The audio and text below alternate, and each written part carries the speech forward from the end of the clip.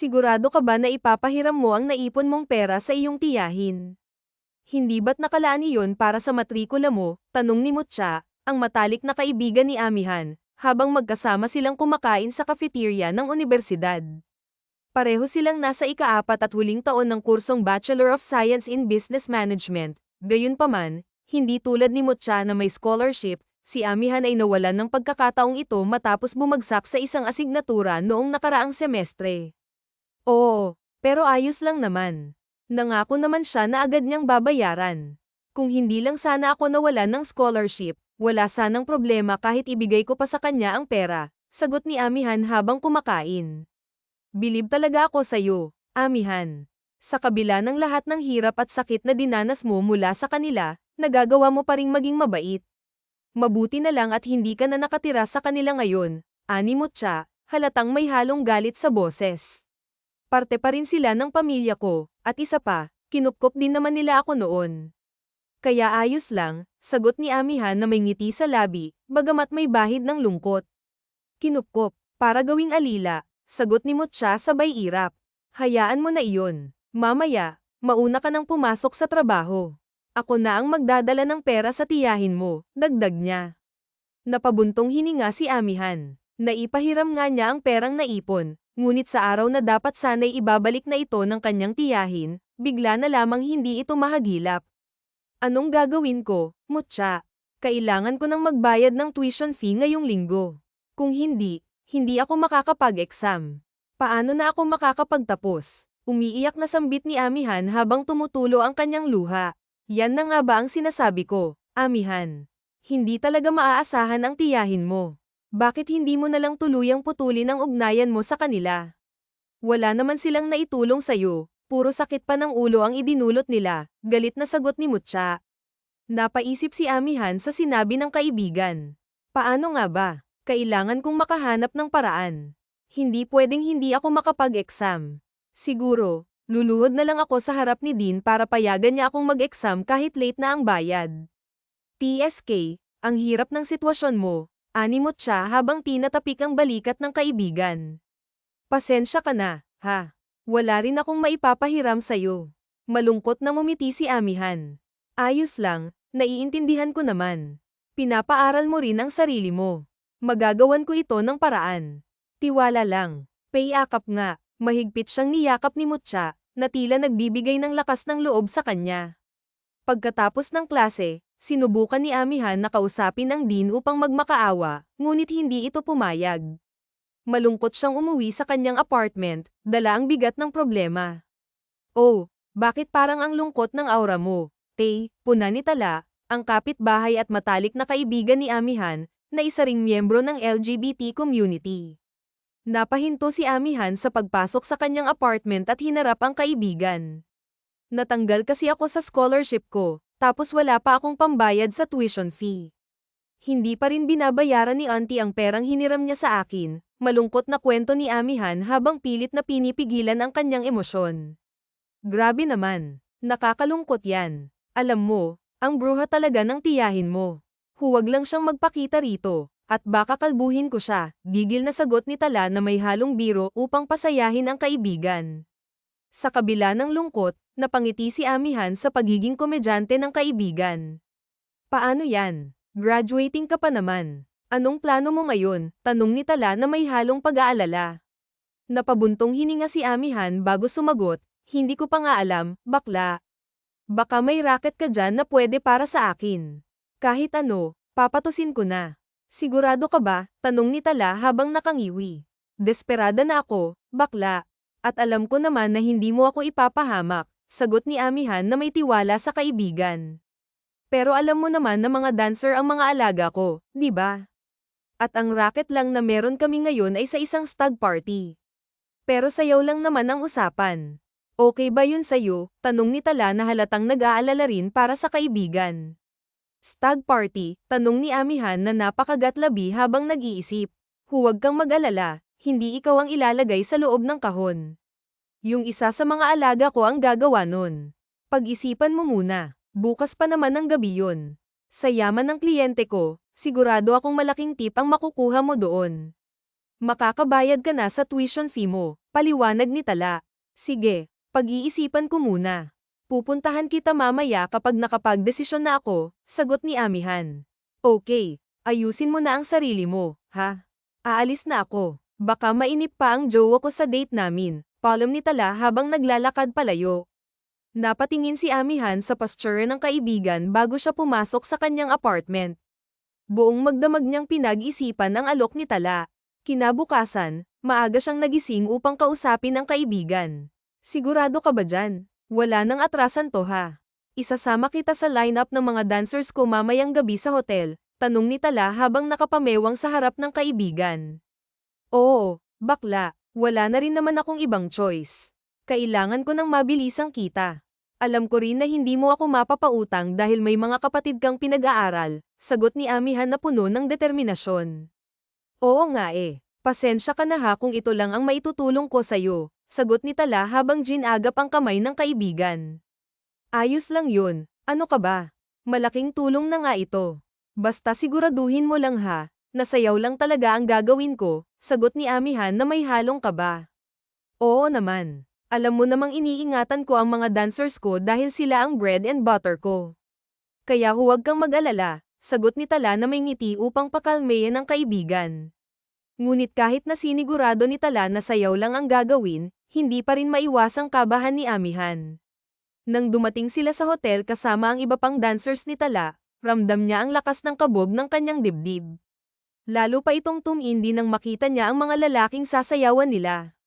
5 lalaki ang nasa loob ng private suite, at lahat sila ay gwapo at mukhang mayaman. Ang groom, na nakaupo sa gitna, ay mukhang mabait at palangiti. Inalok sila nito ng inumin at pagkain. Ngunit ang nakaagaw ng atensyon ni Amihan ay ang lalaking nakaupo sa pinakadulo. Tahimik ito at seryoso. Animoy pinagsakluban ng langit at lupa ang hitsura. Ramdam ni Amihan ang kaba habang iniisip kung bakit tila sa kanya nakatingin ang lalaki.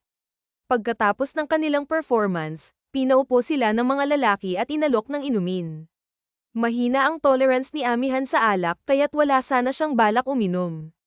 Ngunit dahil sa pangungulit ng mga kasama, napilit siyang uminom. Nang makaramdam ng hilo at parang nasusuka, nagpaalam siya upang gumamit ng banyo. Pagkatapos niyang masuka, bahagyang gumaan ang pakiramdam ni Amihan, ngunit nanatili pa rin ang pagkahilo. Habang palabas siya ng banyo, napansin niyang wala na ang kanyang mga kasama pati na rin ang mga lalaki sa silid. Napakunot ang kanyang noo at iginala ang paningin sa malawak na kwarto. Nasaan na kaya sila? Tanong niya sa sarili, habang patuloy na nagmamasid. Anong ginagawa mo rito? Malalim at malamig ang boses na narinig niya mula sa kanyang likuran. Napaigtad si Amihan at agad na humarap. Naroon ang lalaking nakita niya kanina sa dulo ng kwarto, seryoso at gwapo, ngunit may aura ng misteryo. Akmang magsasalita si Amihan upang sumagot, ngunit bigla siyang nawalan ng balanse dahil sa pagkahilo. Akala niya ay babagsak siya sa sahig, ngunit maagap siyang sinalo ng lalaki. Lasing ka ba? Tanong nito, malamig ngunit may halong pag-aalala. Mabilis na umiling si Amihan, ngunit lalo lang siyang nahilo at napapikit. Hindi naman ako uminom ng marami. Hindi lang talaga ako sanay, sagot niya ng mahina. Kung ganun, bakit ka uminom? Tanong nito na may bahid ng inis. Napadilat si Amihan sa tanong na iyon, at sa kanyang pagkagulat ay tumambad sa kanya ang mga mata ng lalaki, mapunggay, tila mas lasing pa ito kaysa sa kanya.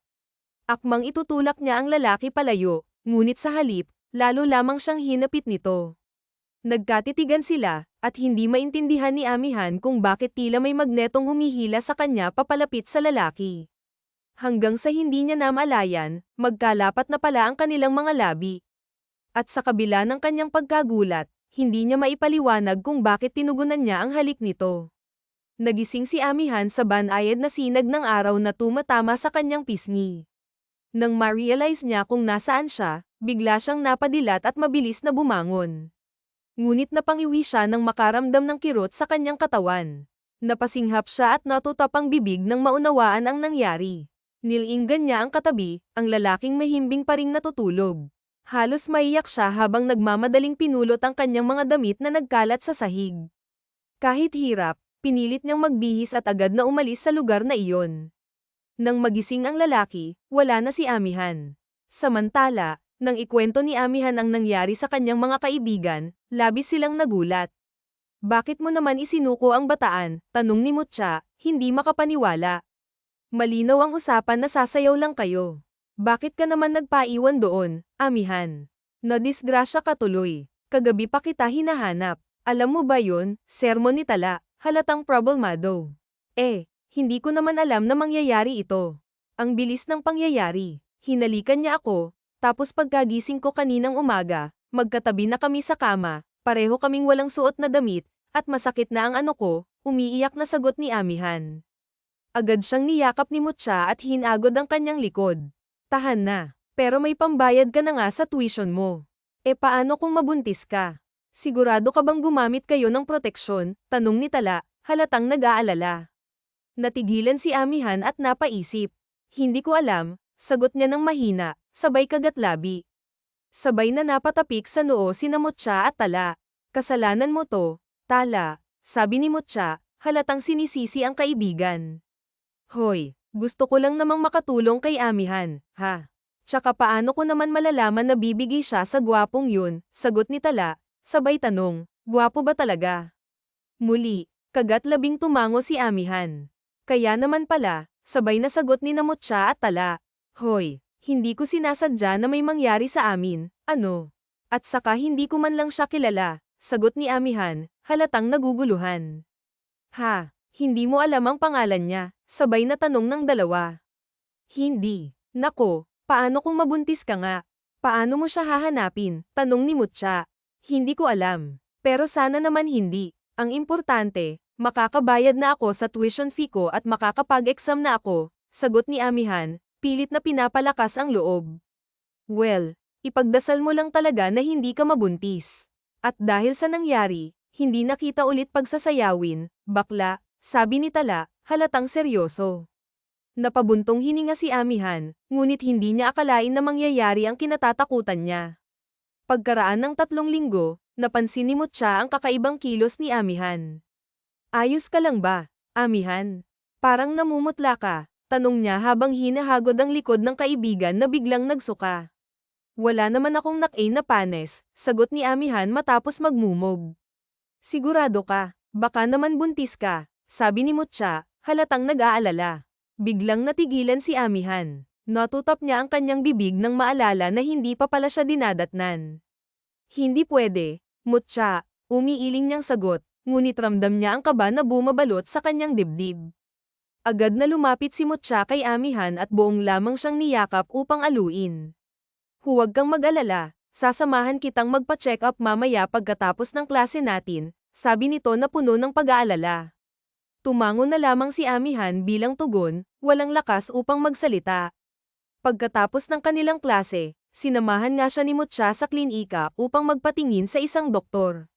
Dito nila nakumpirma ang kanilang hinala, si Amihan ay nagdadalang tao. You are 3 weeks pregnant. Congratulations, masayang bati ng doktora habang iniaabot ang resulta ng pagsusuri. Salamat po, mahinang sagot ni Amihan, ngunit tila bambang sumabog sa kanyang pandinig ang kumpirmasyon. Hindi niya alam kung paano tatanggapin ang balitang ito. Hanggang sa makarating sila sa kanyang apartment, nanatili siyang tulala, hindi makapaniwala sa nangyari. Maupo ka muna, ikuha kita ng tubig, alalay ni Mutya sa kanya habang dahan-dahan siyang pinaupo sa sofa.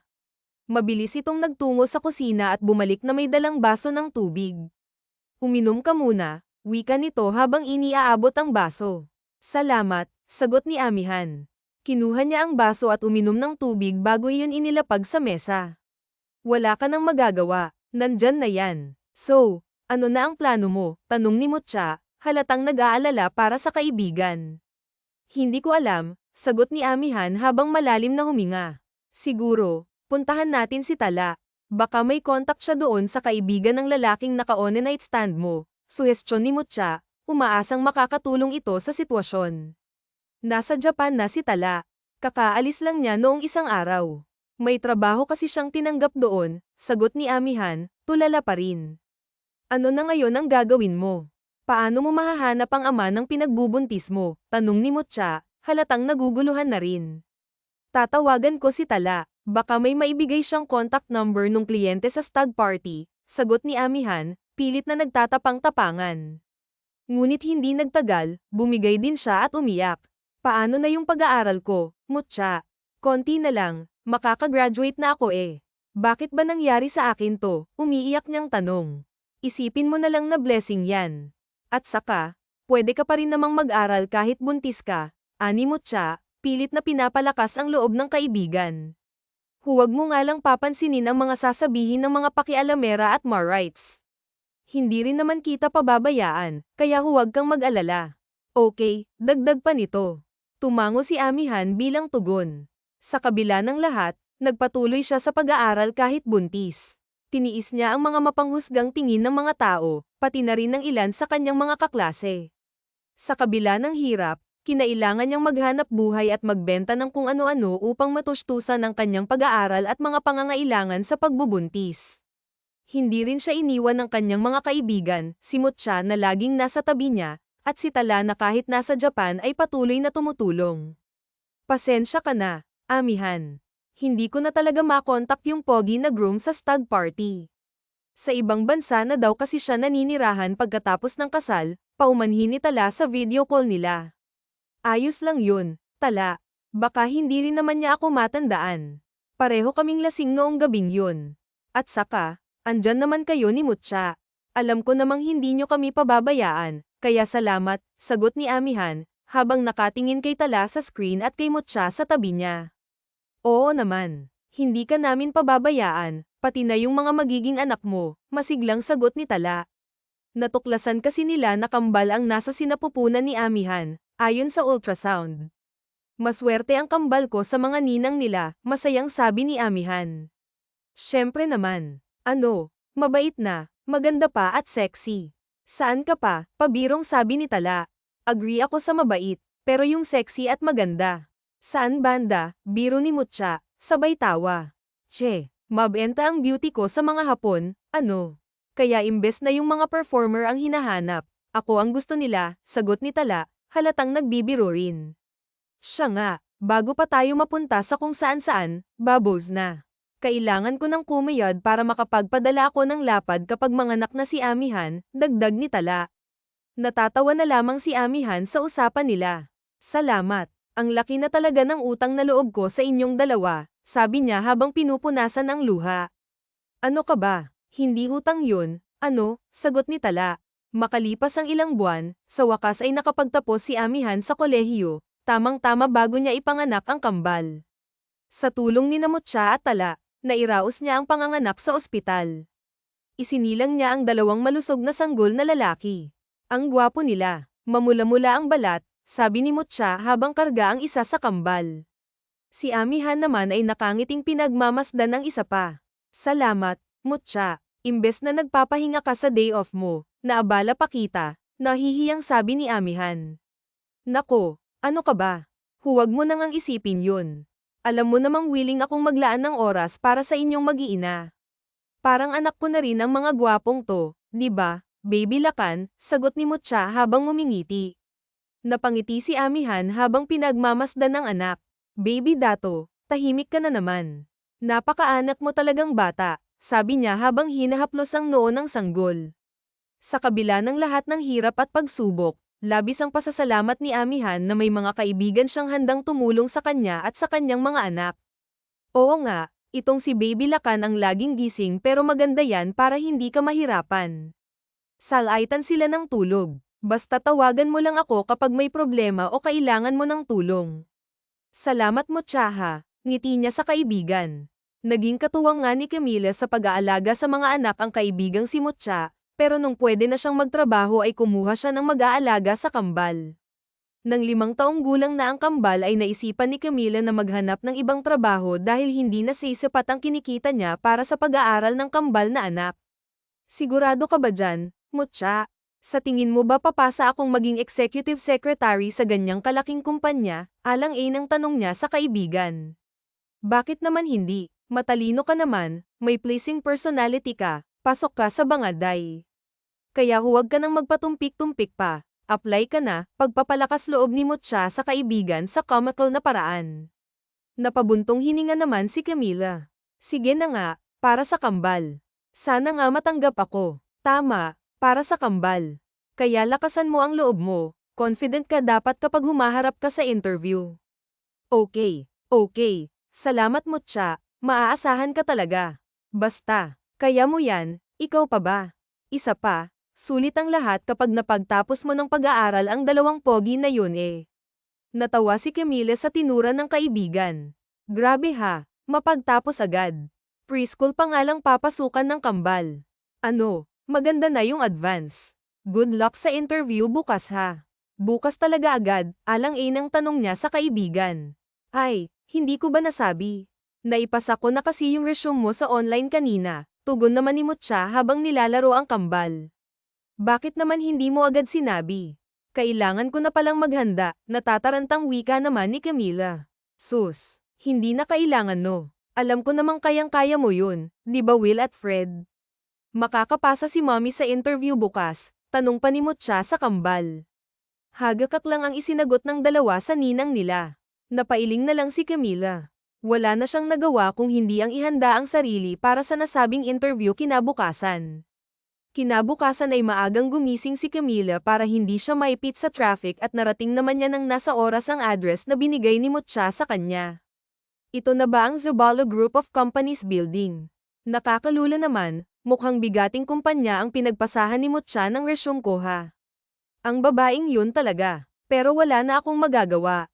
Andito na ako kaya kailangan kong panindigan. Fighting Camila, cheer niya sa sarili. Camila Zabala. Yes ma'am, agad na napatayo si Camila nang tawagin ang pangalan niya. Your turn. Please come inside, nakangiting wika sa dalaga ni Miss Carla ang head ng HR department sa kumpanya. Okay ma'am, thank you po, nakangiting tugon ni Camila. Pilit niyang itinatago ang kabang nararamdaman. Pumasok na siya sa silid kung saan ini-interview ang mga aplikante at sa kabutihang palad hindi niya inaasahan na sa dami ng nag-apply siya ang tinawagan na nakapasa kinabukasan. Oh my gosh, Mutya, tala, natanggap ako, hindi niya napigil ang mapatili habang binabalita sa mga kaibigan ang magandang balita.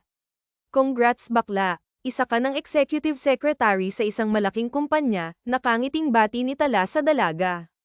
Kasalukuyan pa rin nila itong kinakausap sa video call.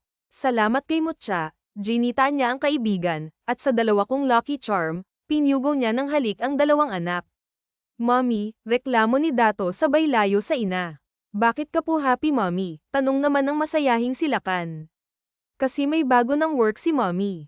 Kaya ibig sabihin pwede na kayong mag-aral sa private school at mabibili na ni mommy ang mga gusto nyo, niyakap ni Camila ang dalawang anak. Congratulations at dahil dyan magcha-celebrate tayo. O-order ako ng pizza, masayang wika ni Mutya.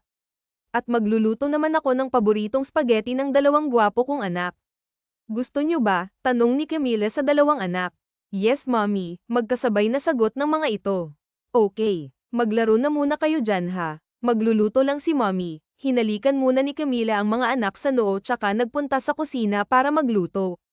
Aba, kinalimutan nyo na yung beauty ko ganon, reklamo ni Tala na nasa video call pa rin pala. Tinawanan lang ito ng kambal. Nag-celebrate sila ng gabing yun kinabukasan.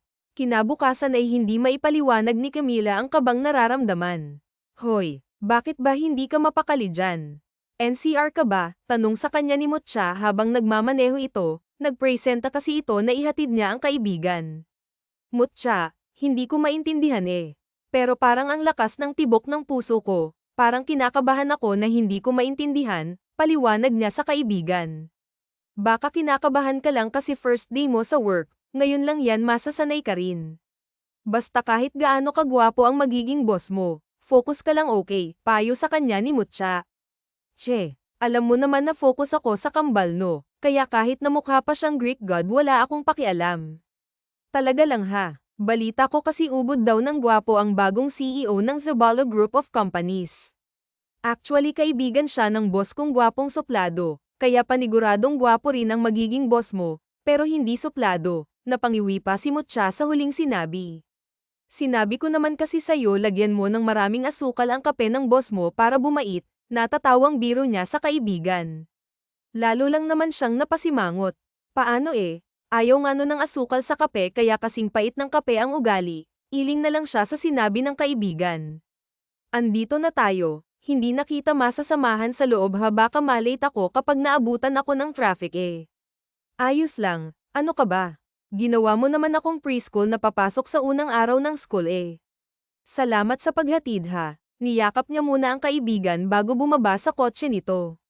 Mukha ka namang preschool na kabado sa unang araw ng klase. Bye, pahabol na asar ni Mutya bago nagpaalam. Natatawang inirapan niya na lamang ang kaibigan. Pero nang humarap siya sa building na papasukan niya ay bumalik ang kabang nararamdaman ni Camila na hanggang narating niya ang floor ng opisina ng magiging boss ay hindi niya naalis. Ano ba naman, bakit ba ako kinakabahan ng ganito? Kalma lang self. Okay, kalma, pagpapakalma niya sa sarili. Good morning, biglang bati kay Camila ni Carla. Good morning Miss Carla, nakangiting bati niya dito. I'll be the one to guide you since biglaan ang pagpapalit ng CEO at nag-resign na yung dating executive secretary ng former CEO, feel free to ask me anything kapag meron kang hindi naintindihan. Okay, nakangiti pa rin na paliwanag ni Miss Carla kay Camila. Okay po Miss Carla, tipid na sagot ni Camila dahil sa kabila ng pagiging mabait ng kaharap ay hindi pa rin mawala ang kaba na nararamdaman niya pero sinusubukan niya namang mag-focus sa mga itinuro nito sa kanya. Makalipas ang halos isang oras. Ayun muna for today ha. Parating na si Sir Bag-ani kaya ipagtimpla mo na siya ng kape, wala pang nakakaalam ng gusto niyang timpla kaya tansyahin mo na lang. Okay, medyo napangiwi si Miss Carla sa huling sinabi. Okay Miss Carla, salamat. You're welcome. Doon ang pantry, idiretso mo na ang kape sa office ni Sir Bag-ani pagkatapos mong magtimpla. Good luck on your first day Camila. Itinuro nito ang pantry sa dalaga bago umalis na ang mapag-isa ay tsaka pinakawalan ni Camila ang isang malalim na paghinga. Sana kasing bait ni Miss Carla ang magiging boss ko, dasal ni Camila bago niya simulan ang pagtitimpla ng kape. Matapos magtimpla ng kape ay tinungo na ni Camila ang office ng magiging boss. Sana magustuhan niya ang timpla ko sa kape. Maingat na inilapag niya ang tasa ng kape sa mesa ng boss. Bag-ani Zabala, ang ganda ng pangalan niya, napangiti siya nang mabasa ang pangalan ng boss sa mesa nito. Pero nawala ang ngiti niya at bumalik ang kaba sa dibdib nang marinig niya ang pagbukas ng pinto. Dahan-daang humarap si Camila at halos mahigit niya ang hininga nang makita niya ang lalaking naglalakad papalapit sa kanya. Ikaw, mahinang sambit ni Camila. Are you my secretary? Kunot noong tanong nito sa dalaga. Yes sir, I'm Camila Selen. Good morning po pala. Agad na iniyuko ni Camila ang kanyang ulo. Good morning. Are you okay? Kunot ang noon na tanong nito. Of course sir, nandito na po yung coffee nyo sir, kung wala na po kayong ipag-uutos ay lalabas na po muna ako. Excuse me po, pagkasabi nun ay nagmamadaling lumabas si Camila. Nagtatakang nasundan na lang ito ng tingin ni Bag-ani na upo ang binata sa upuan nito at nang makita ang tasa ng kape ay sums ito ng kape. I like this coffee, hindi mapait at hindi rin matamis sa lang. This is exactly how I like my coffee, napapangiti na sambit ni Bag-ani. But my secretary is acting strange. What's wrong with her and she seems familiar? Did we already met before? Napapaisip na tanong nito sa sarili. Sa tuwing kaharap ni Bag-ani ang sekretarya niya ay napapatitig ito sa dalaga. Ilang na ilang naman si Camila sa ginagawang panini ng boss kaya ito laging iwas at nagmamadali sa tuwing makakaharap ang boss. May problema ka ba sa mukha ko? Hindi nakatiis na tanong ni Bag-ani sa dalaga. Sir, nagtataka namang napaangat ang tingin ni Amihan sa boss pero kaagad din itong nag-iwas ng tingin. Si hindi ka makatingin ng matagal sa akin. Nakakatakot ba yung mukha ko? Salubong ang kilay na tanong ulit ni Bag-ani. Agad namang napailing si Camila. Hindi po sir, hindi po nakakatakot ang mukha nyo. Then why does it seem that you are avoiding looking at me? May tinatago ka ba sa akin? Sir, wala po. Sir, wala po akong tinatago sa inyo. Then look at me when I'm talking to you and vice versa. Kapag may sinasabi ka sa akin o may tinatanong ako sa okay po sir. Pinilit ni Camila ang sarili na huwag mag-iwasan tingin sa boss kahit feeling ito ay matutunaw na siya sa paraan ng pagtitig ng boss niya sa kanya. Alright, you can now leave. Okay sir. Pagkalabas ng office niya ni Camila ay napatanong sa sarili si Bag-ani. Nagsasabi kaya siya ng totoo habang sa labas ng office ay napasandal sa pinto si Camila. Namumukhaan niya kaya ako hindi pwede napapikit siya pero agad din siyang napadilat nang may narinig na yabag ng mga paa. Hi, you must be Bag-ani secretary. Nandyan ba siya sa loob? Nakangiting tanong ng isang gwapong lalaki kay Camila. Yes, nasa loob po si sir, pero may appointment po ba kayo sa kanya? Magalang na tanong niya. Wala but he's expecting me, you can tell him that his friend Xavier is here, nakangiti pang sabi ng lalaki. Alright sir, you can sit on the couch for a while, tatanungin ko po muna si boss, sorry protocol po kasi I have to do it, apologetic na wika ni Camila. Oh, I don't mind, don't worry, sige I'll wait here. Naupo ito sa couch na nasa labas ng office ni Bag-Ani. Pumasok naman si Camila sa office ng boss para tanungin ito, agad din siyang bumalik sa labas para papasukin ang bisita ng amo. Pwede na po kayong pumasok sa loob sir. Alright, thank you. Nagpunta naman sa pantry si Camila para ipagtimpla ng kape ang boss at ang bisita nito, samantala sa loob ng office ni Bag-Ani ay ang dalaga ang pinag-uusapan ng magkakaibigan.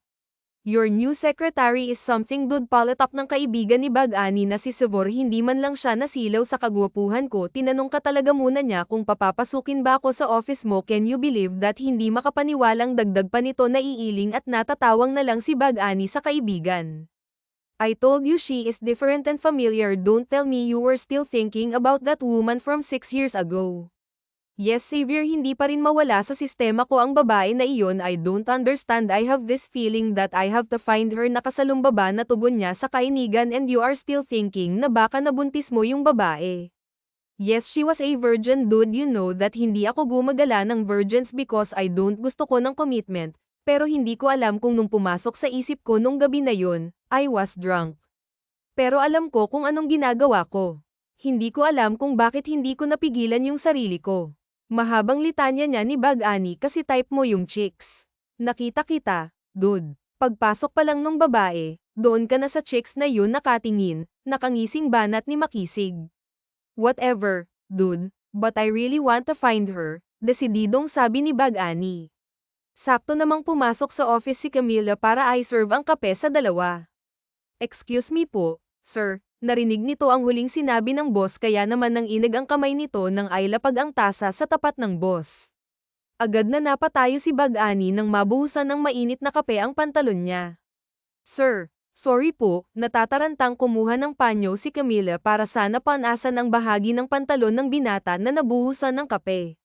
Pero mabilis na nahawakan ni Bag-Ani ang kamay ng dalaga para pigilan ito sa akmang gagawin.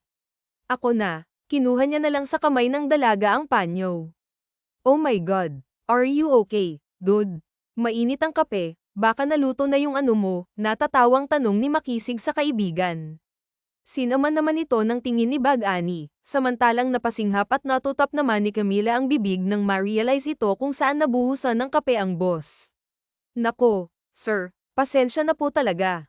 Hindi ko po sinasadya, ayos lang po ba talaga kayo? Ano pong kailangan nating gawin? Natatarantang tanong ni Camila. Ako alam ko kung anong pwedeng gawin, may malokong ngiti sa labi na komento ni Makisig. Shut up, Makisig, sikmat ni Bag-Ani sa kaibigan bago binalingan ang secretary niya. I'm okay. Ako na ang bahala, makakaalis ka na. Sorry po ulit, sir, nakayuko at kagat-labing nagmamadaling lumabas ng office ng boss si Camila. Pagkalabas ng dalaga ay tsaka napangiwi si Bag-Ani tsaka tumakbo sa banyo na sa loob ng office niya. Ouch! Daing ng binata mula sa loob ng banyo. Napahagalpak naman ng tawa si Makisig. Nalaga na ba yung wala sa oras, dude? Shut up, Makisig, tinawanan lang ito ng kaibigan. Hindi may pinta ang mukha ni Bag-Ani nang lumabas ng banyo. Mabuti na lang ay palagi itong may spare na damit sa office kaya nakapagpalit ito agad. What's with that face? Dude, wait, iniisip mo ba na ang secretary mo ang babae na yun? Paano nakamaskara yung mga babae sa stag party Napaisip si Bag-Ani sa sinabi ng kaibigan. I am not saying na siya yung babae na yun, pero familiar kasi ang mata niya sa akin tugon ni Bag-Ani sa kaibigan. But I already asked her kung nagkita na ba kami and she said no. Baka hindi nga, pero kung type mo yung secretary, kalimutan mo na yung babae sa stag party, then court your secretary, payo ni Makisig sa kaibigan. I didn't say na type ko siya, deny ni Bag-Ani sabay iwas ng tingin sa kaibigan. Deny it all you want, dude, but it's obvious, mapang-asar ng ngiting hirit pa ni Makisig. Binato ito ni Bag-Ani ng ballpen at sinalo naman ito. Hindi mo ba talaga matandaan yung pangalan ng manager ng mga dancer sa stag party na inorganize mo? Tanong ni Bag-Ani. Dude, that was 6 years ago. Yung dating secretary ko ang contact doon. Saan ko naman hahanapin yung secretary kung nag-AWOL dahil nakipagtanan? Napabuntong hininga si Bag-ani sa nakuhang sagot mula sa kaibigan. Huwag mo na kasing hanapin ang babae na yun, sa iba mo na lang ibaling ang oras mo, nakangising payo ni Makisig. Napailing na lang si Bag-ani dahil alam niya kung anong ipinapahiwatig ng kaibigan. Wala talagang kamalay-malay si Bag-ani na araw-araw niyang nakakasama sa office ang babaeng hinahanap niya. Samantalang si Camila naman ay araw-araw na kinakabahan na baka makilala siya ng boss niya. Alam mo, masyado mong pinapakaba ang sarili mo eh. Hindi ka naman niya nakilala, di ba? Halos mag-iisang buwan ka na sa trabaho. Hayaan mo siyang mag-isip, ang importante may trabaho ka, ani Tanya ni Mutya sa kaibigan. Nagkataong day off nilang pareho kaya nagkaroon sila ng time na magtsikahan. Unless gusto mong ipakilala ang kambal sa ama nila. Gwapo ba talaga siya? Bisitahin kaya kita minsan sa office mo, no? Magtigil ka nga, Mutya. Baka mamaya makahalata pa siya dahil sa'yo, nakangusong sabi niya sa kaibigan.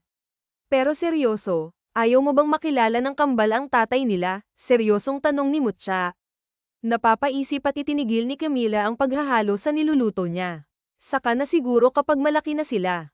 Natatakot kasi ako na baka kunin niya ang kambal kapag nalaman niya ang tungkol sa kanila, ibinalik niya ang atensyon sa pagluluto. Malay mo naman hindi lang kambal ang kunin niya. Pati ikaw, di ba? Itinaas baba pa ni Mutya ang kilay habang sinasabi yun sa kaibigan. Pakiramdam tuloy ni Camila ay pulang-pula ang mukha niya. Tigilan mo nga ako, Perlita. As if naman magkakagusto sa akin si Sir Bag-ani, ano? Hindi lang sa ubod ng gwapo, ubod din siya ng yaman. Walang-wala ako sa kalingkingan ng mga babaeng di-date noon. Ano ba, Mina maliit mo masyado yung sarili mo eh. May kambal na nga kayo oh. Ibig sabihin type ka niya kaya may nangyari sa inyong dalawa nung gabi na yun kaya may chance na magkagusto siya sa'yo, giit pa rin ni Mutya. Igigiit mo talaga yan, ano? Mabuti patawagin mo na lang yung kambal para makakain na tayo, naiiling na utos niya sa kaibigan. Ito na po, tatawagin na, tumayo na si Mutya para puntahan ang kambal sa kwarto. Pero ayaw mo ba talagang maging happy family kayo? Hirit pa nito habang napasilip sa may pinto. Pinandilatan niya ito ng mata na humagalpak na lang siya nang marinig ang halakhak ng kaibigan. Pagkatapos nilang kumain ay nakipag-bonding na sila sa kambal. Kinabukasan ay may hindi inaasahang problema si Camila. Ate Camila, pasensya na talaga ha. Dumaan lang ako para magpaalam na hindi ko masasamahan ngayong araw yung kambal, nahihiyang sabi ng paumanhin ng yaya ng kambal na si Desa. Ayos lang yun, naiintindihan ko naman. Baka isama ko na lang yung kambal sa work. Mag-iingat ka, nakangiting tugon ni Camila. Wala siyang choice kung hindi isama ang kambal sa trabaho. Sigurado ka ba dyan sa gagawin mo? Isasama mo ang kambal sa trabaho, tanong ni Mutya mula sa kabilang linya. Tinawagan niya ang kaibigan habang nasa biyahe sila ng mga anak papunta sa Zabalo Group of Companies building. Wala na akong choice, may emergency si Desa. Wala naman akong ibang mapag-iiwanan sa kanila. Hindi naman ako pwedeng umabsent sa trabaho. Gagawan ko na lang ng paraan para hindi sila makita ni Sir Bag-ani, kagat labing sagot naman niya sa kaibigan. Good luck na lang, bakla. Well-behaved naman ang kambal, libangin mo na lang ng gadgets. Kailangan ko nang magtrabaho, nandito na yung aking masungit na amo. Ingat kayo, bye. Pagkatapos magpaalam ay nawala na sa kabilang linya si Mutya. Bye, napabuntong hininga na ibinalik niya ang cellphone sa bag. Pagdating sa office ay pinagkaguluhan ng kambal na mga katrabaho ni Camila. Pero pinakiusapan niya ang mga ito na huwag maingay sa boss nila na may dala siyang mga bata dahil nasa rules ito ng kanilang kumpanya na bawal magdala ng anak sa working place lalo na't mga bata. Ang gwapo ng mga anak mo, Camila. Siguro gwapo rin yung ex mo, no? Komento ng isa sa mga ka-office mate ng dalaga. Alang-inang napangiti si Camila. Parating na si Sir Bag-ani. Iwan ko muna dito yung mga anak ko ha. Babalikan ko na lang sila mamaya, behave naman sila. Don't worry, kami nang bahala. Mukhang busy naman sila sa gadgets nila. Salamat talaga guys ha, wika niya sa mga kasama. We don't mind. Don't worry, pasalamat ka at ubod ng cute at bait ang mga anak mo. Sige na, baka dumating na si boss, taboy sa kanya ng mga kasama. Hinalikan niya sa noo ang mga anak matapos magbilin sa mga ito nagmamadaling pumunta sa mesa niya si Camila na nasa loob ng office ng boss niya. Good morning, sir, bati ni Camila sa bagong dating na boss. Saglit muna siyang tinitigan ito. Good morning, may coffee please. Okay po, sir, mabilis na tumalima si Amihan para ipagtimpla ang boss. Pagkadala ng kape sa office ng boss ay sinilip ni Camila ang mga anak na nasa cubicle ng mga kasama. Behave naman ng kambal kaya payapa siyang nakapagtrabaho. Camila, mabilis na nag-angat ng tingin si Camila nang marinig ang pagtawag ng boss sa pangalan niya. Sir, have you, hindi na ituloy ni Bag-Ani ang sasabihin ng biglang may batang pumalahaw. Napasinghap at nanlaki ang mga matang napatingin si Camila sa kinaroroonan ng mga anak. Is that a child? Kunot noong tanong ni Bag-Ani. No, sir, baka po ringtone lang. Oo, tama, ringtone lang po yun, mabilis na palusot ni Camila. No, may batang umiiyak dito sa loob ng building, nagtatakang naglakad papunta sa direksyon ng iyak ng bata si Bag-Ani. Natataranta namang pinigilan ni Camila ang boss. Hindi po, sir, ringtone lang po talaga yun, humarang siya sa harapan ng boss. Mommy, umiiyak po si Dato kasi natalo siya sa game. It's Lakan, ang isa sa kambal. Napapikit si Camila nang marinig ang boses ng anak. May bata nga and he is calling you mommy. Puno ng pagtataka ang mukha na tanong ni Bag-Ani. Ibubuka pa lang sana ni Camila ang bibig para magsabi ng palusot pero muli na naman siyang napasinghap sa sunod na sinabi ng bata. Daddy, ikaw ba ang daddy namin? Tanong ni Lakan na kay Bag-Ani nakatingin. What? Bulalas ni Bag-Ani habang tinuturo ang sarili. Mabilis na nilapitan ni Camila ang anak. Hindi, anak, hindi siya yung daddy nyo, boss ko siya. Okay, naiilang na binalingan niya ang boss. Pasensya na po, sir, tsaka niya hinayla si Lakan papunta sa kinaroroonan ng umiiyak na si Dato. Natatarantang pinapatahan ng mga kasama niya sa trabaho ang anak. Ayos lang matalo, Dato. Okay, mamaya ikaw naman yung mananalo. Okay, hindi dapat ako ang talo, dinaya ako ni Kuya Lakan. Mommy, agad itong yamakap kay Camila. Ang daya ni Kuya, he distracted me para manalo siya, sumbong nito. Hindi yan totoo, Mommy. Talo lang talaga siya, umiiling na tanggi ni Lakan. Nasa noo naman ni Camila ang noo ngayon. Patalaga kayo nag-away, no? Pasensya na kayong lahat, hingi niya ng paumanhin sa mga kasama. It's okay to us, hindi lang namin alam sa kanya, alang-alang ang sabi ng isa sa kasamahan niya sabay turo sa nasa likuran. Dalawa sila at twins, kagatang labing napapikit si Camila nang marinig na naman ang boses ng boss. Kasunod noon ay narinig niya ang pagsinghap ng mga katrabaho. Nagtatakang napatingin siya sa mga ito. Kamukha ni Sir Bag-Ani sina Lakan at Dato, puna ng head ng HR na si Carla. Oo nga no, parang pinagbiyak na bunga, para silang mag-aama, komento pa ng ibang nilang katrabaho. Nang tignan ni Camila ang boss ay madilim ang mukha nito. Camila, come to my office. Pagkasabi noon ay malalaki ang hakbang na bumalik sa office niya si Bag-Ani. Guys, kayo munang bahala sa kambal ha, bilin niya sa mga ito tsaka binalingan ang mga anak. Dato, tahan na, okay. Kakain tayo ng ice cream mamaya. At ikaw, Lakan, mag-uusap tayo.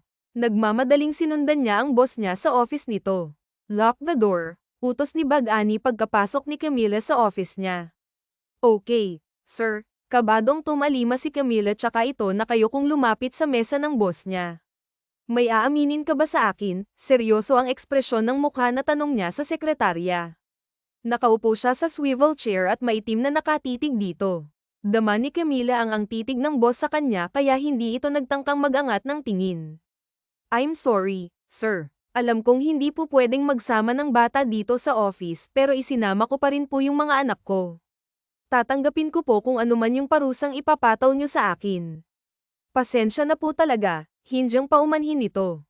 Hindi yan ang gusto kong marinig, lalong nagkasalubong ang mga kilay ni Bag-Ani. Napaangat naman ang tingin si Camila sa boss. Sir, ano pong ibig niyong sabihin? Nagtatakang tanong nito. My question is, may dapat ka bang aminin sa akin? Pag-uulit ni Bag-Ani sa tanong niya. Wala po, sir. Sigurado ka ba? Or are you must be nagsasabi ka ba ng totoo? Tumayo si Bag-Ani at nagumpisang naglakad papalapit kay Camila. Napaurong naman ang dalaga hanggang tumama ang likod nito sa couch. Hindi ko po kayo maintindihan, sir. Lalong dumobol ang kabang nararamdaman nito nang nakatayo na sa harapan niya ang boss. I asked you before kung nagkita na ba tayo and you said no. Yes, sir. And you're telling the truth. Yes, sir. Pinilit ni Camila na hindi mabulol sa pagsagot. Really? Hasino ang ama ng mga anak mo? Napalunok si Camila bago sagutin ang tanong ng boss. I can't tell you, sir. That's my private life. Umigting ang panga ni Bag-Ani sa nakuhang sagot. Bakit kamukhang kamukha ko ang mga anak mo? Muling napalunok si Camila, halos hindi na ito makahinga sa sobrang kaba na nararamdaman. Coincidence, tugon nito. Are you fooling me? Kuyumang kamao pero pigil ang boses na tanong ni Bag-Ani. Nakagat ni Camila ang pang-ibabang labi para pigilan ang luhang gusto kay mawala sa mga mata nito dahil sa sobrang tensyon na nararamdaman.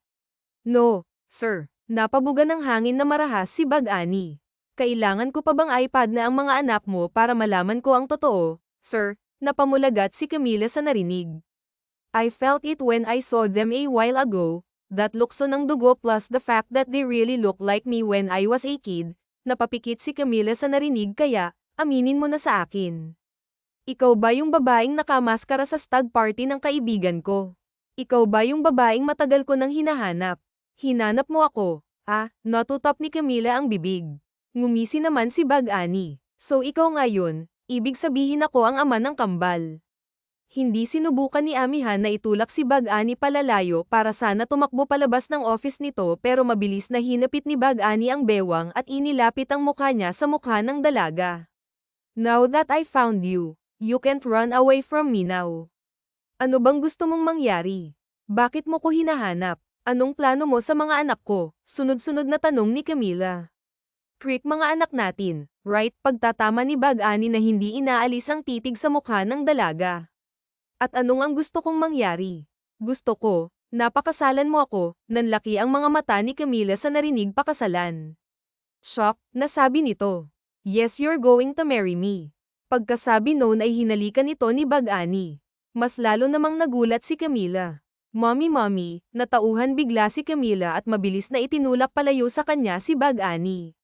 Tumakbo ito sa pinto para puntahan ang mga anak, sinundan naman niya ito kaagad. I want to meet them, demand niya. Pagkabukas ng pinto ay kaagad na yamakap pang kambal sa mommy nila. Mommy, bakit po ang tagal mo? Inawi ka ba niya? Tanong ni Dato. Bakit kamukha siya ni Kuya Lakan? Curious na tanong pa nito nang makita si Bag-Ani. Kambal tayo kaya kamukha mo rin siya, tugon ni Lakan sa tanong ng kakambal, saka ito bamaling sa ina na mommy siya baong daddy namin. Nagkatinginan sina Camila at Bag-Ani, tinaasan ito ng kilay ni Bag-Ani. What, kailangan pa ba naming magpadana fine? Inirapan nito ang boss tsaka iniharap ang mga anak. Oo mga anak, siya ang daddy ninyo, pag-amin ni Camila. Daddy, magkapanabay na sigaw ng kambal sabay yakap kay Bag-Ani. Nung una ay hindi makakuma si Bag-Ani pero kalaunan ay napangiti ito tsaka lumuhad para mapantayan niya ang taas ng kambal at may yakap ang mga ito. Napapikit siya habang yakap ang mga anak. Oh my God, I can't believe this, I'm now a father. Hindi lang ng isa kundi dalawa pa. Tuwang-tuwa at hindi pa rin makapaniwala na wika ni Bag-Ani. Hinalikan niya sa ulo ang kambal saka hinigpitan pa ang yakap sa mga ito. Daddy, hindi na po kami makahinga, reklamo ni Lakan. Agad naman yang pinakawalan ng kambal. Pasensya na mga anak, I'm just too happy. Ngayon ko lang kasi kayo nakita at ngayon ko lang nalaman na may mga anak pala ako. Pagkasabi nun ay tiningnan niya ng makahulugan si Camila, napaiwas naman ito ng tingin. Sabi po nila ikaw daw po ang may-ari ng buong building, ibig sabihin amin din po ito? Inosenteng tanong ni Dato. Anak, saway ni Amihan sa anak. Syempre naman anak ko kayo, kaya kung anong sa akin ay sa inyo din. Nakangiting tumayo siya at ginulo ang buhok ng anak. Napapalakpak naman ng kambal. Ang galing, meron na tayong totoong building, hindi na lang sa Minecraft. Tuwang-tuwa na sabi ni Lakan, meron pa po kayong ibang building, tsaka saan po kayo nakatira? Bakit ngayon lang namin ikaw nakilala? Tanong ulit ni Dato. Nagkatingin ng muli sina Camila at Rabos. Mahabang kwento anak, and yes, marami pa akong ibang building at kung saan ako nakatira ay doon na rin kayo titira. Pagkasabi nun ay tiningnan niya si Camila na kokontra sana pero wala na itong nagawa ng isama ni Bag-Ani sa loob ng office niya ang kambal, maging nang sumama ito sa kanila pag uwi nila sa apartment nila. Grabe magkamukhang magkamukha talaga silang mag-aama, hindi mo nga maipagkakaila na anak niya ang kambal, komento ni Mutya habang nakatingin sa mag-aama na nasa sala. Tinawagan ni Camila ang kaibigang pagkauwi nila at pinapunta ito sa apartment nilang mag-iina. Ano nang gagawin ko ngayon, Mutya? Problemadong tanong niya sa kaibigan. Nasa kusina sila para sana magluto ng hapunan pero wala pa silang nasisimulang lutuin. Ano pa nga ba, inamin mo na sa kanya na siya ang ama ng kambal? Alam na rin ng mga bata na siya ang ama nila pakasalan mo na tugon ni Mutya sa tanong niya. Mutya single niya sa kaibigan sabay hampas sa braso. Nito'y napalingon tuloy ang mag-aama sa kanila. Ituloy niyo lang yung bandang niyo dyan. Ako na ang bahala dito sa mommy niyo na dragon, nakangiting tura ni Mutya sa mga inaanak. Natawa naman si Bag-ani. Ang gandang dragon naman niyang mommy niyo. Panunuksong binalingan ni Mutya ang kaibigan na pulang-pula ang mukha. Kilig ka naman dyan, che. Hindi ha, magluluto nga ako. Hindi ka nakakatulong Pinapunta na nga kita dito para tulungan ako, reklamo niya sa kaibigan. Ano pa bang maitutulong ko sa'yo As if naman may takas ka pa dyan kay Pogi. At saka ano namang laban ko dyan? Akalain mo yun, kaibigan pala ni Boss Sanggit ko ang boss mo, litanya ni Mutya. Oo nga pala, ang tagal mo na sa trabaho mo, hindi ko pa alam ang pangalan ng boss mo. Bakit kasi Boss Sanggit ang tawag mo sa kanya? Ano bang pangalan niya? Curious na tanong ni Camila sa kaibigan. Sa ubod ba naman kasi talaga siya ng Sanggit? Lagi ngang nakasimangot yun Si Sir Makisig, napasimangot pa si Mutya nang mabanggit ang pangalan ng boss nito. Natigilan naman si Camila sa narinig. Makisig. Makisig ang pangalan ng boss mo. Oo. Makisig Sanggit Torres, nakangusong sagot ni Mutya. Sure ka na masungit si Sir Makisig? Smiling face nga yun hindi makapaniwalang tanong ni Camila sa kaibigan. Smiling face? Saan banda? Para nga yung pinaglihi sa sama ng loob Ganun. Baka serious mood lang siya pag nasa office. Whatever. In fairness, mukhang tuwang-tuwa siya sa kambal ha. At saka tingnan mo yung mga anak mo, sobrang saya nila ngayon. Dahil sa sinabi ni Mutya ay napatitig si Camila sa mag-aama na nagkukulitan sa sala, at hindi niya mapigil ang mapangiti. Hoy, anong ibig sabihin ng ngiti na yan ha? Ibig bang sabihin yan, papayag ka na magpakasal sa kanya? Hoy, wala akong sinabi ha. Hindi porket may anak kami ay magpapakasal na kami agad. Kahit na hindi naman namin mahal yung isa't isa. Saktong paglingon niya ulit sa sala ay nakatingin sa kanya si Bag-ani kaya nagkasalubong ang tingin nilang dalawa. Agad niyang ibinaling sa hinihiwa ang tingin. Oy, nakita ko yun, panunukso ni Mutya sabay sundot sa tagiliran ni Camila. Pinandilatan niya naman ito ng mata. Tumigil ka nga, akala ko ba tutulungan mo akong magluto? Oo nga itinuloy na rin nito ang paghihiwa ng mga gulay. Pero feeling ko talaga, malapit na akong magiging bridesmaid. Pauuwiin ko na din si Tala dito sa Pilipinas, hirit pa ni Mutya. Pwede naman, pero si Sir Makisig yung partner mo. Huwag ka nang magpakasal. Natawa na lang si Camila. Pagkatapos magluto ng hapunan ay tinawag na nila ang mag-ama at sabay-sabay silang kumain. Habang kumakain ay inaasikaso ni Camila ang kambal. Mommy, bakit si Daddy hindi mo nilalagyan ng food sa plato niya? Inosenteng tanong ni Dato. Kasi anak, malaki na siya. Kaya niya na yung sarili niya, sagot ni Camila sa anak. Iniwasan niya na mapatingin sa gawin ni Bag-ani, ramdam niya kasi na kanina pa ito nakatitig sa kanya. At isa pa, mukhang busog na kanina pa ang daddy niyo. Grabe makatitig pagpaparinig ni Mutya, paimpol itong sinipa sa paa ni Camila. Sorry, I know that staring is bad, but I can't help it. Ang tagal kitang hinanap. Hindi ako makapaniwala na secretary ko na pala ang hinahanap ko. May bonus pang kambal, nakangiting nakatitig pa rin si Bag-ani kay Camila. Ibig sabihin, tinada na talaga kayong dalawa, kinikilig na react ni Mutya. Perlita, kumain ka na lang dyan. Okay, pasimpleng pinandilatan niya ito ng mata. Well, I believe in destiny, kibit balikat na saad ni Bag-ani. Kumain na lang kayo para makauwi na kayo. Hindi pwedeng mapuyat ang kambal, may pasok pa sila sa school bukas, at may mga trabaho pa din tayo. Wala kang pasok bukas, mabilis na inangat ni Camila ang tingin sa narinig. Sinisante mo na ako. Of course not. Plano ko kasi kayong ipasyal bukas kaya susunduan natin sa school ang kambal bukas. You can come with us, Mutya, Nakangiting binalingan ito ni Bag-Ani. Wow, mabuti ka pa, mabait, hindi katulad ng iba. But no thanks. Family bonding nyo yan, ayokong maging third wheel no. At isa pa, hindi ako papayag ang umabsent ng boss kong masungit, napasimangot-simot siya na maalala ang boss nito. Enjoy na lang kayo. Pumapayag na ba ako? Mukhang kailangan muna nating mag-usap. Seryosong tiningnan ni Camila si Bag-Ani. Pagkatapos nilang kumain ay nag-uusap na nga ang dalawa habang si Mutya naman ay umuwi na. Nakatulog na sila agad, tanong ni Bag-Ani kay Camila pagkabalik niya sa sala. Oo, napagod kasi sila ngayong araw, tugon niya sa kanyang boss. Naupo siya sa couch na katapat ng kinauupuan nito. Mukha nga, napaka-energetic nila maghapon. Ang dami kong gustong itanong about them, mas personal kaya sa mga nalaman ko sa private investigator. Napasinghap si Camila sa narinig. Pinaimbestigahan mo ako. Well, it just happened that I came. Serious kung bakit pamilyar ka sa akin. Sakto naman dumating kaninang hapon ng report ng private investigator, kung kailan nakita ko ang kambal, at inamin mo sa akin na ikaw nga yung babaeng yun 5 years ago, paliwanag ni Bag-Ani.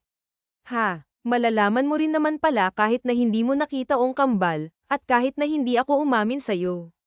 Yeah, that's why wala ka ng kawala, nakangising sabi ni Bag-Ani. I guess I have to go para makapagpahinga ka na rin. See you tomorrow, kinindatan pa nito si Camila bago tuluyang lumabas ng pinto. Nasundan na lang ito ng tingin ni Camila na hindi nakahuma mula sa kinauupuan. Kinabukasan ay hindi nga pumasok sa trabaho si Camila. Tinawagan niya na lang ang yaya ng kambal na huwag na munang pumasok. Wala naman siyang gagawin kaya siya na lang muna ang sasama sa kambal sa pinapasukan ng mga ito. At hindi inaasahan ni Camila na si Bag-Ani talaga ang susando sa kanilang mag-iina. Ha, ano kayang pinagkakaguluhan ng mga yaya at mommy sa labas, kunot ang noong tanong niya sa sarili. Animoy kilig na kilig kasi ang mga ito habang may tinitignan sa labas ng gate ng preschool. Napanganga si Camila nang makita sa labas si Bag-Ani na prenteng nakasakay sa mamahalin nitong kotse. Animo ito'y model na nakasuot pa ng shades. Agad naman itong napangiti nang makita sila ng kambal. Daddy, magkasabay na sigaw ng kambal sabay takbo papunta sa daddy nila. Hey, di ni Pense sakay na binuksan nito ang pinto ng kotse at ay nalalayang sumakay ng kotse ang kambal. Pagkatapos kabitan ng seatbelt ang mga anak ay si Camila naman ang binalingan nito. Sakay na, binuksan nito ang passenger seat sa unahan ng kotse.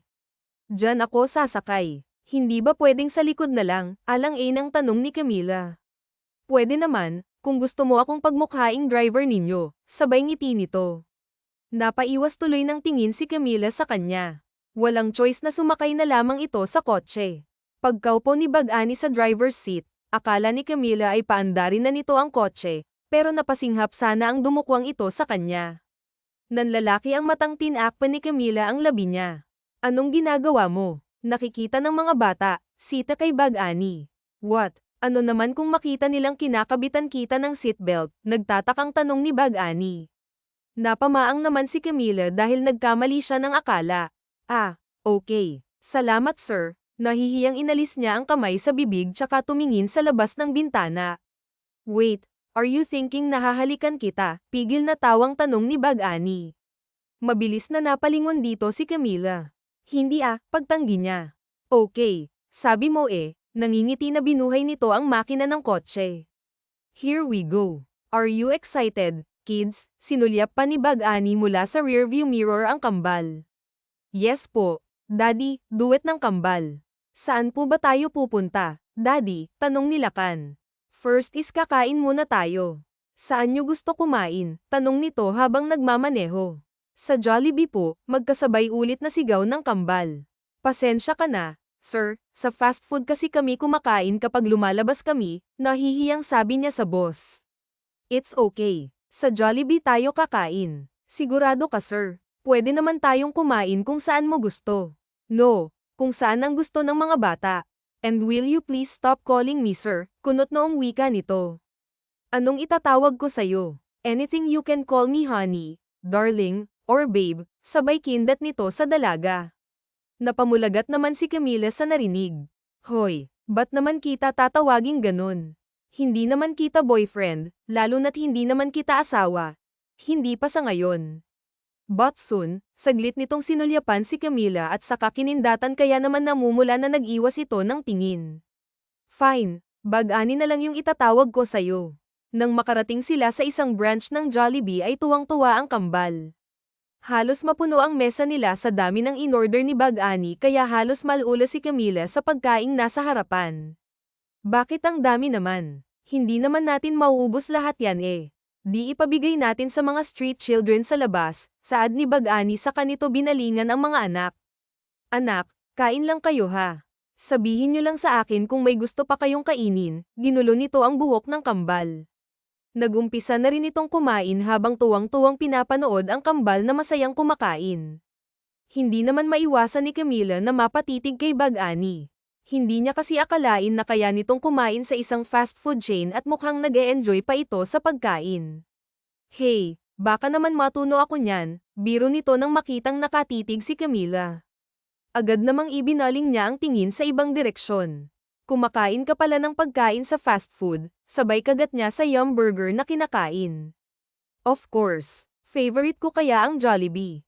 Tumatakas pa nga kami ng yaya ko noon para lang kumain ng Jollibee. Daddy, favorite mo rin yung Jollibee? Tanong ni Dato sa ama. Yes, at kasing dungis mo rin akong kumain. Kumuha si Bag-ani ng tisyo para panasan ang mukha ng anak.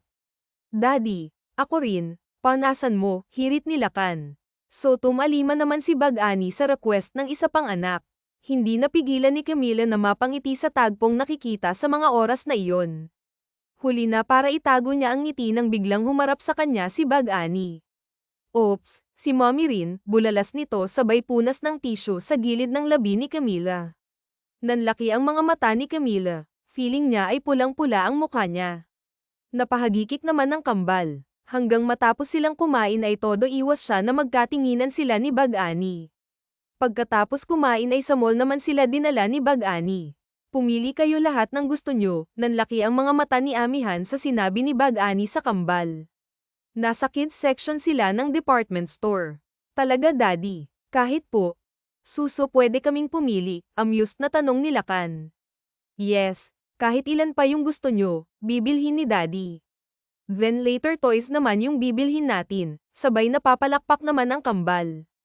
Thank you daddy, tsaka tuwang-tuwa na tumakbo ang dalawa sa mga damit na naroon. Dahan-dahan lang mga anak, huwag kayong tumakbo, susundan sana ni Camila ang kambal pero pinigil siya ni Bag-ani.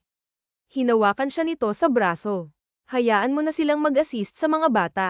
Kayo na ang baalang mag-assist sa kanila. I will pay for everything na mapili nila. Nakangiting belang ni Bag-ani sa dalawang sales lady. Okay po sir, tumalima naman ang mga ito. Pagkatapos, hindi mo sila kailangang i-spoil ng ganito, wika ni Camila nung sila na lang ang naroon. Why not? Anak ko sila at ngayon ko lang sila nakasama. Gusto kong bumawi sa kanila. At sa nga pala, ipinahid ko na lahat ng mga gamit nyo sa tauhan ko. Ano ba't mo naman ginawa yun? Shock na tanong ni Camila. Dahil from now on sa bahay ko na kayo titira, tugon nito. Wala sa usapan natin to, at saka hindi pa nga pala tayo nakakapag-usap ng maayos. Di ba I told you already that I want to marry you? Gusto ko kong dalhin ng kambal ang apelido ko, at gusto kitang maging asawa. Nakatingin si Bag-ani ng diretso sa mga anak ni Camila habang sinasabi ang mga salitang yun. Hindi mo naman kailangang magpakasal para lang magamit ang kambal ang apelyido mo eh. Ngayon lang tayo nagkita, kahit na may anak tayo, hindi sapat na dahilan yun para magpakasal tayo, hindi niya kayang salubungin ang mga titig nito kaya napaiwas siya ng tingin. Matagal na kitang hinahanap, and I think because I love you na, napasinghap si Camila sa sinabi nito. Mahal mo ako, hindi makapaniwalang tanong ni Camila. Oo, mula ng gabing may nangyari sa atin hindi ka na mawala sa isip ko. Hindi kita nahanap dahil hindi kilala ni Makisig ang manager ng mga dancer nung stock party ni Haring Tupa, pero hindi ako nawawala ng pag-asa na makikita kitang muli, at nakita nga kita, may bonus pang kambal. Kaya hinding-hindi na kita pakakawalan pa, kahit araw-araw akong manligaw sa'yo hanggang pumayag ka na magpakasal ako para maging buong pamilya na tayo. ANL may mahal ka ng iba, mahabang litanya niya ni Bag-ani. Windang ang utak ni Camila sa mga narinig pero nagawa pa rin niyang umiling. Napangiti naman si Bag-Ani. Ibig sabihin wala kang naging boyfriend. Wala. Sapat na sa akin na meron akong anak na nagmamahal sa akin, 2 pa. 3 na kami ngayon. Hindi pa naman ako pumapayag na magpakasal tayo ah. Then I will wait for that day kung kailan ka papayag na magpakasal sa akin, determinadong sambit ni Bag-Ani. Bahala ka, yun lang ang nasabi ni Camila. Napangiti naman si Bag-Ani dahil damdam nito na may pag-asa sa puso ng dalaga. Pagkatapos mag-shopping at ipasyal ang kambal ay sa bahay nga ni na Bag-Ani inuwi ang mag-iina. Tuwang-tuwa ang kambal sa bago at sarili nilang kwarto. May playroom din sila na agad na ipinagawa ni Bag-Ani ng araw na kumpirma niya na anak niya ang kambal. At dahil hindi pa naman sila official, may sariling kwarto si Camila. Pero gaya nga ng sinabi ni Bag-Ani sa kanya ay araw-araw niya itong liligawan. Ito pa rin ang secretary ni Bag-Ani kaya naman sabay silang pumapasok sa office. Sa una ay ilang si Camila sa setup nilang dalawa, pero kalaunan ay nasanay na din siya at naging komportable. Dahil sa naging effort ni Bag-Ani ay unti-unti ring nahulog ang loob ni Camila sa kanya. Ang bango naman ng naamoy ko. Aling Rosa, ano pong niluluto niyo for dinner? Papasok pa lang ng bahay at amoy na ni Bag-Ani ang mabangong pagkain na nakahain sa dining area kaya naman doon ito dumiretso. Hindi si Aling Rosa ang nagluto. Sorry kung nakialam na naman ako sa kusina. Nahihiyang bungad ni Camila pagkapasok ni Bag-Ani sa dining area. Oh, ikaw ang nagluto. Wow, mukhang masarap ang kare-kareng niluto mo. Alam mo ba na favorite ko yun? Amused na tanong ni Bag-Ani. Tumango naman si Camila. Oo, tinanong ko kay Aling Rosa kung ano yung favorite mo. So ipinagluto mo talaga ako? Oo, tumango ulit si Camila. Oh, talaga? Bakit?